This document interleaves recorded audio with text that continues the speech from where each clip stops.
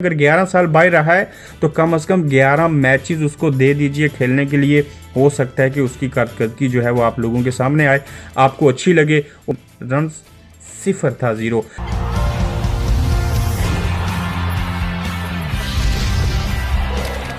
अस्सलाम वालेकुम, आप देख रहे हैं अबरार कुरैशी यूट्यूब चैनल। उम्मीद है तमाम लोग खैरियत से होंगे। फवाद आलम एक ऐसा खिलाड़ी जिसको 11 साल के बाद खिलाया गया, जिसकी हमायत उनके फैंस ने ऐसे बढ़ चढ़ के की कि शायद इस तरह की कैंपेन किसी भी खिलाड़ी के क्रिकेट में वापसी के लिए या टीम में वापसी के लिए किसी ने जदोजहद की होगी। लेकिन आए अच्छे मौके के ऊपर आए। साउथहैम्पटन के अंदर आज दूसरा टेस्ट मैच था। 126 के ऊपर पाकिस्तान के 5 खिलाड़ी आउट हो गए। आगाज़ थोड़ा अच्छा नहीं था, शान मसूद आउट हुए, लेकिन अजहर अली ने और आबद अली ने मिल के एक अच्छी पार्टनरशिप सेट की। लेकिन बीच में बारिश हो गई 10 मिनट लंच से कबल। फिर जब खेलने आए तो 126 के ऊपर अब 5 आउट हो चुके हैं। मोहम्मद रिजवान और बाबर आजम क्रीज के ऊपर मौजूद हैं। अब लगता नहीं है कि आज का मैच मज़ीद हो सकेगा, आज के दिन का मैच, लेकिन कल मज़ीद खेलेंगे और लगता नहीं है कि 250 तक भी पाकिस्तान की टीम जो है अब इस क्रीज के ऊपर स्कोर कर सकेगी। लेकिन आज मैं एक ट्वीट पढ़ रहा था और उसको मैं ट्वीट ऑफ द ईयर का नाम दूंगा। आप डिस्प्ले के ऊपर देख सकते हैं कि किसी ने लिखा कि फवाद आलम जब पहले खेले थे और उसके बाद जब नहीं खेले तो 11 साल पहले न तो मिसबाह उल हक कैप्टन थे इस टीम के, ना ही विराट कोहली, स्टीव स्मिथ और बाकी लोग जो थे वो टेस्ट क्रिकेट खेलते थे। इसके अलावा उन्होंने कहा कि उस वक्त तो शहनशाह अफरीदी की उम्र 9 साल थी, जो नसीम शाह हैं वो 8 साल के थे। आईफोन के अंदर 3G की टेक्नोलॉजी थी। दुनिया बदल गई, नए खिलाड़ी आ गए और आप इमेजिन करें कि मैं या आप इस फवाद आलम की जगह के ऊपर हूँ, जो कि एक इतना अच्छा खिलाड़ी था जिसने डोमेस्टिक क्रिकेट के अंदर कुछ ना कुछ करके दोबारा से लोगों की तवज्जो इस तरफ मबजूल करवाई कि पाकिस्तान क्रिकेट बोर्ड जो है, जो मैनेजमेंट है, इस लड़के को फिर से चांस तो दिया।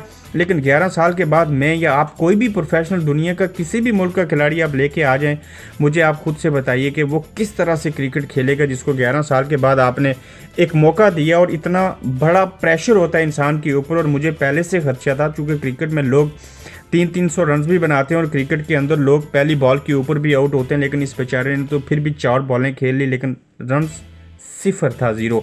अब क्या इस चीज़ को वजह बना के हम ये कहते हैं कि फवाद आलम अच्छा खिलाड़ी नहीं है? भले वो दूसरी इनिंग्स में भी 0 पे आउट हो जाए, पहली बॉल पे आउट हो जाए, तो जो उसने पहले कारकर्दगी दिखाई, जो मेहनत की, कि उसका रिजल्ट भी हम 0 ही समझेंगे? बिल्कुल ऐसे नहीं होता। ये अगर होता है तो सिर्फ पाकिस्तान के अंदर एक लोगों को जज करने का, लोगों को एक्सेप्ट करने का एक पैमाना हमने सेट करके रखा हुआ है, एक मार्शल लॉ लगा के रखा हुआ है कि हम ये देखते हैं कि ये खिलाड़ी एक मैचेस के अंदर 2 इनिंग्स के अंदर 0 पे आउट हो गया या उसने कारकर्दगी अच्छी नहीं दिखाई तो लिहाजा ये नाकाम है। ऐसे नहीं होता। दुनिया के अंदर जितने क्रिकेटर जो थे आज उन्होंने नाम कमाया, तो उसमें बेशुमार ऐसी एग्जांपल्स हैं जो शुरू के अंदर उन्होंने बड़ी स्ट्रगल की।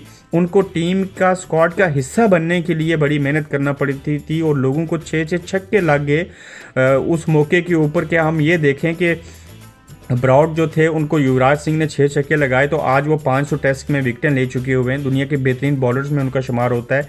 इसके अलावा बेन स्टोक्स की अगर बात कर लें, उनकी परफॉर्मेंस एक दौर के अंदर नहायत ही बुरी थी और आज वर्ल्ड कप उन्होंने जितवाया। बेहतरीन ऑलराउंडर के दौर के ऊपर आए, वाइस कैप्टन है इंग्लैंड के।